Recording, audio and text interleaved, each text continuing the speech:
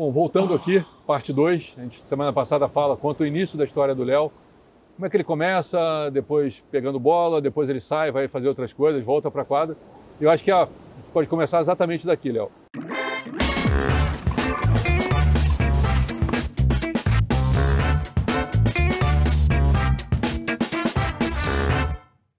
Você volta para a quadra, né, tenta ali no Minas, acaba não dando muito certo, e aí você vai de encontro com o Bob, que inclusive está aqui já hoje, a gente também vai conversar com ele, que também tem uma bela história para contar. Mas aí você começa a trabalhar com o Bob, né? Ele começa a te meio que direcionar para você ser um profissional do tênis, né? De trabalhar e de não só ser aquele cara que sabe bater, mas o cara que sabe ensinar, receber um aluno, conversar, enfim. Como é que foi esse iniciozinho da tua trajetória com o Bob? Foi sensacional, porque o Bob, muito competente, muito profissional, o tempo inteiro me mostrando como seguir, como fazer as coisas. Tinha a dona Iaci, a mãe do Bob, uma pessoa sensacional, que dava um suporte para a gente fantástico. Então eu me senti muito acolhido, profissionalmente e até como parte da família do Bob, né? Que a mãe dele era muito presente. E dali para frente eu fui seguindo as coisas da forma que o Bob ensinou. Depois ele foi ser sócio da Dinames, que foi, acho que, uma das maiores academias que já teve no Brasil, a maior do estado de Minas Gerais, com certeza. Eu trabalhei um tempo com o Bob, com eles na Dinames. Eu saio, eu vou trabalhar no interior, Itabiri, Touro Branco, e volto depois na nova fase da Dinames, que era academia nova, com as quadras cobertas. Lá né? em Buritis? Aí já era no Olhos d'Água. Não, Olhos d'Água, desculpa. Já era no Olhos Buritis d'Água. era de quadra dura, e aí Olhos d'Água lá em cima na entrada ali, né? Mas aí eu já volto num outro contexto. Eu já volto como técnico da equipe de competição, coordenando a equipe de competição da Dinames, né? E eu ajudava o Cláudio a coordenar as aulas sociais também. Né? E aí, tudo isso, isso praticamente veio da base que eu tive do Bob, né? Que me ensinou tudo que eu sei de tênis.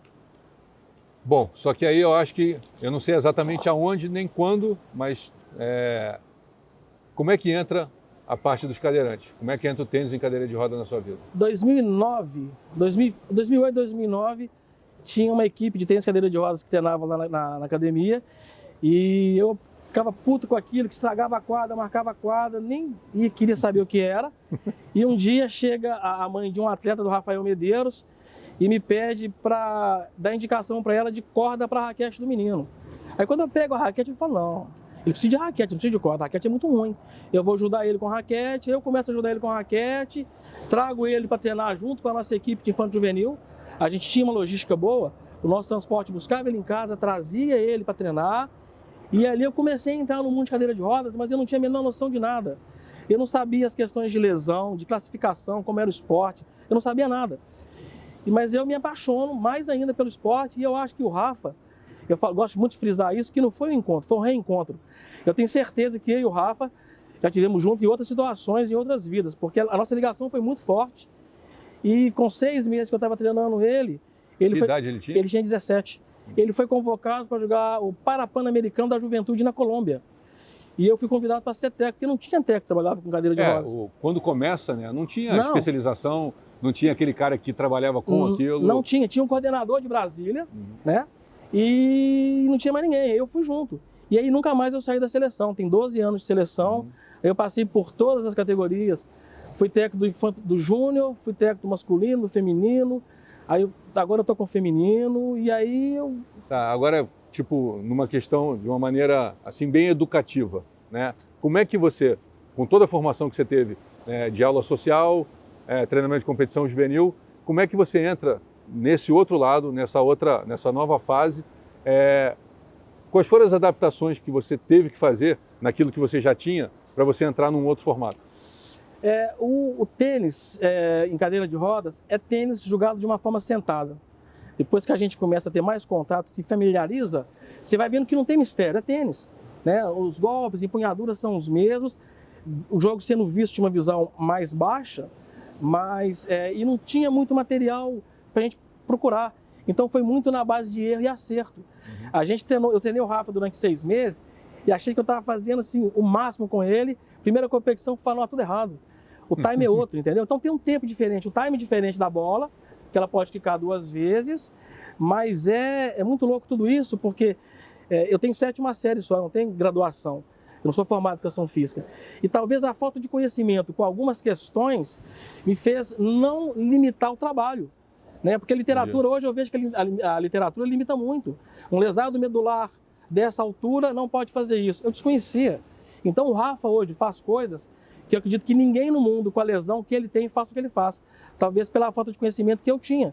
Você foi indo, né? Eu não limitava, eu ia. A gente ia indo, entendeu? E isso... Talvez se tivesse alguém com conhecimento, eu ia falar, para. Esse exercício você não pode fazer com ele. Isso ele não pode fazer. Sobrecarrega muito. Mas a sua falta de conhecimento fez com que ele ganhasse coisas que ele não ganharia. Sim. Isso... Como é que isso... Porque isso é uma coisa meio contraditória, né? O que acontece? Porque aí ele se apaixona mais ainda com o tênis e a gente não tinha horário. Final de semana, sábado, domingo, à noite, de manhã, buscava ele em casa, trazia. Precisa de raquete, toma aqui. Precisa de corda, toma aqui. Entendeu? Então eu consegui fazer com que ele ficasse mais tempo dentro da quadra. E eu acho que uma coisa que faz muita falta hoje em dia, é óbvio que os componentes técnicos ajudam muito, mas o que faz falta é ficar dentro da quadra. E ele tinha esse estímulo. Para qualquer... Ele tinha esse estímulo de ficar nível, dentro da quadra, jogava com os meninos de pé, jogava com todo mundo. Sabe? E eu fui dando a ele confiança que ele podia fazer, que ele tinha que acreditar que ele podia fazer. Eu acho que isso foi acontecendo de uma forma natural, sabe? E eu, por desconhecer as lesões, eu desconhecia quem eram os outros jogadores dos outros países. Né? E naquela época eu não tinha noção que um amputado ia ter mais facilidade do que ele. Hoje eu tenho essa noção geral, mas naquela época eu não tinha. Então a gente ia para os torneios, eu sempre viajava com ele achando que ele vai ganhar o torneio. E assim nós classificamos para a Paralimpíadas de Londres, classificamos para o Rio e agora para Tóquio. Né? Então, ou seja, ele foi comigo em 3 Paralimpíadas e eu fui com ele, né? Só que agora em Tóquio eu levo 2 meninas que começaram comigo, que é a Mericol e a Ana. Que já começam com você? Já começam comigo. Que já é uma história diferente. Completamente diferente, que eu já sei aonde não errar. Eu sei o que eu fiz de errado com o Rafa e com alguns outros que passaram, e com elas eu sei o que não errar. Eu sei como fazer. Né?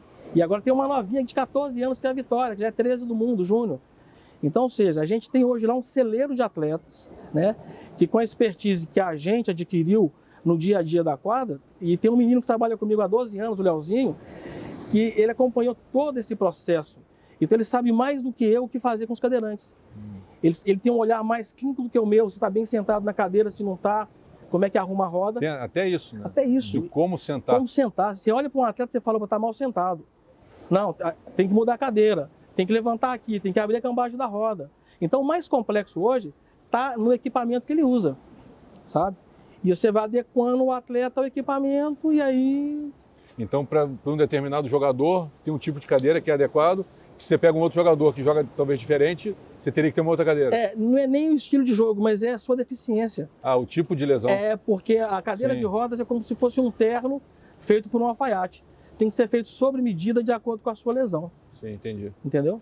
Cara, é impressionante, né? O detalhe. E isso, óbvio, além de toda a tua história, né, de tudo que você passou, hoje o que você tem de informação, por exemplo, tipo, você acabou de falar uma coisa que por mais que eu acompanhe, tinha um grande amigo, Zé Carlos, né, que nos deixou recentemente, e ele chegou a treinar lá com a gente também, ele, o Marcinho também, mas são detalhes, né, do mesmo esporte, né? A gente está falando de tênis, né? A gente não está falando de handebol nem de basquete, a gente está falando de tênis, e você acabou de falar uma coisa agora que eu acabei de aprender, né, que é muito legal também, usar você aqui como uma ferramenta para as pessoas entenderem que o tênis ele é muito maior do que a gente imagina. Sim, muito, muito maior. Silvio, são tantos detalhes, cara. O protocolo severo demais que aconteceu em Tóquio esse ano ajudou muito a mim com as meninas. Porque eu vou para Paralimpíadas, para Tóquio, com 2 meninas, que a Mericol já tinha jogado o Pan-Americano do Peru, mas a Ana não. E a Paralimpíadas é diferente, né? A gente está ali com os melhores atletas do mundo. É uma outra história. E como tem um protocolo muito severo, a gente teve que dividir a academia e alguns espaços com outras modalidades. E nós ficamos junto de modalidades em que as atletas são medalhistas. Então as meninas viveram na aclimatação um ambiente vencedor. Isso deu, assim, foi um divisor de água para elas também, assim, você não tem noção, né? Porque o tênis ainda, a gente vai para uma Paralimpíadas ainda com participação. Eu falo ainda porque eu acho que Paris isso já muda, sabe? Então, a gente ficava muito acomodado antes, até no Rio, participou, tá ok.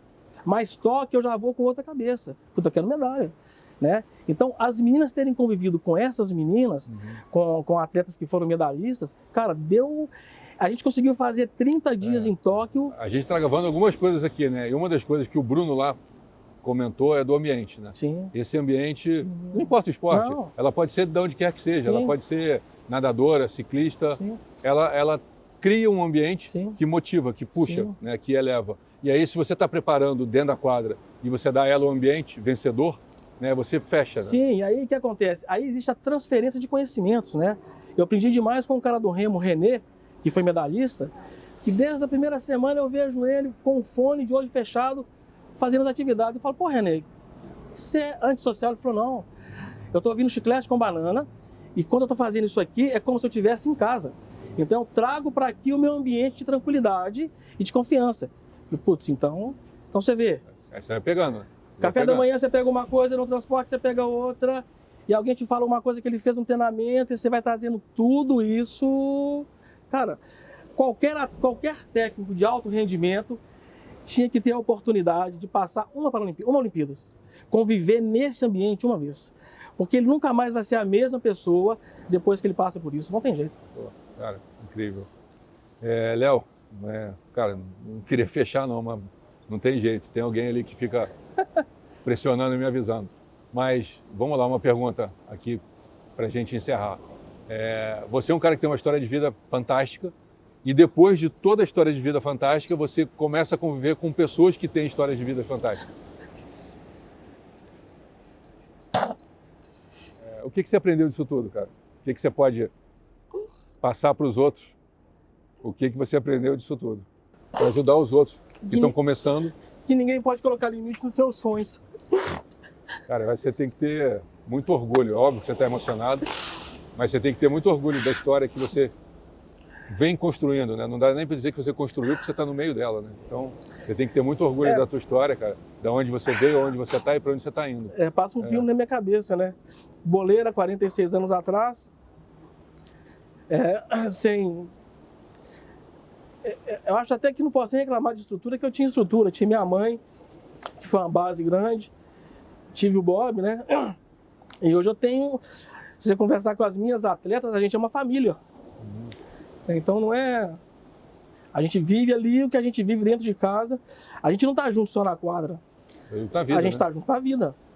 Se eles têm um problema, se eu tenho um problema, a gente tá junto com a vida.